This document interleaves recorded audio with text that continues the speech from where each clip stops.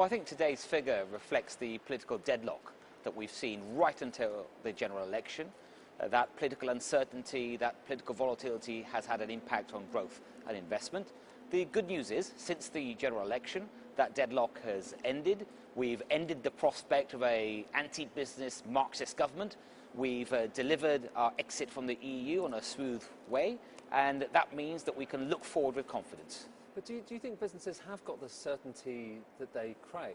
I mean, a lot of businesses we have spoken to very recently say they still don't know precisely what kind of arrangement we're going to have after Brexit, so there is still more uncertainty under your current plans. Well, it is true that we still need to know exactly what the form of our free trade agreement with Europe will be, and the Prime Minister just last week made a speech on that, setting out what we're after, what we're working on with our European friends, and I'm confident we will get an agreement, but I do understand from businesses that they would like to know sooner rather than later what form that takes. But it is also true that confidence is back. We've seen a surge in investment. If you look at confidence surveys by the leading business groups, just a couple of weeks ago, we had one, for example, from the CBI when they surveyed manufacturers, and it showed the biggest surge in confidence that we've seen, I think, in 60 years. But I mean, talking about those plans for after we leave the EU, yesterday the government confirming that there will be import controls on goods coming from the EU. So that implies friction on our trade, doesn't it?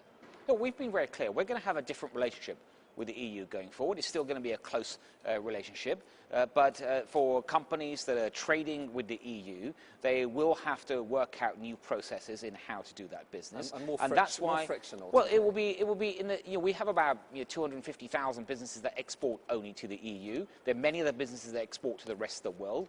Those businesses are used to working with different processes, and what we're going to have to do when we have a free trade agreement is to make sure that every business is working with government to minimise those, but we also need to think about the opportunities that are created. You're talking about, understandably, about the future trade with the EU, which remains important, but we'll also be able to strike, with the freedoms that we have, free trade agreements with other countries across the world, such as the US and Japan. So what's the economic impact of this extra friction going to be?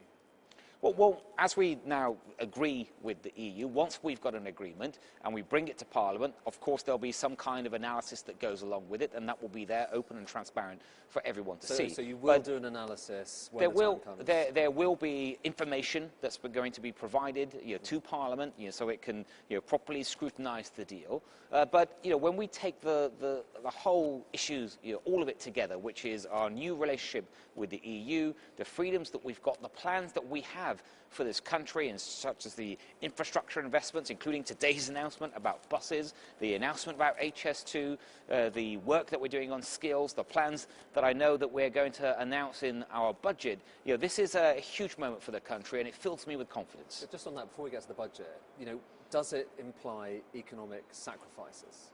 No, it doesn't. So no GDP won't be negatively affected by the trade deal and the Brexit arrangements we have? Well, I believe once we've got an agreement, it will be a comprehensive agreement which will allow us to continue to trade with our European friends, but it also allows us to do much more with many other countries, and also gives us some freedom. So just yesterday, I'll give you another example, we announced our plans for free ports, up to 10 free ports across the country. These enterprise zones will help to create thousands of more jobs, and these are the kind of opportunities that we can now exploit because we've exited the European Union. You talked about your budget is coming up. There are constraints here. You've got a fiscal rule that you need to keep to. That's right. That might entail, having to take some difficult decisions when it comes to taxes to try to meet that rule, mightn't it? Well, it's absolutely right that we have these fiscal rules, because these ensure that we keep public finances under control. But what it means is that every time we think about spending more, that we're going to have to think very carefully about how we're going to finance it.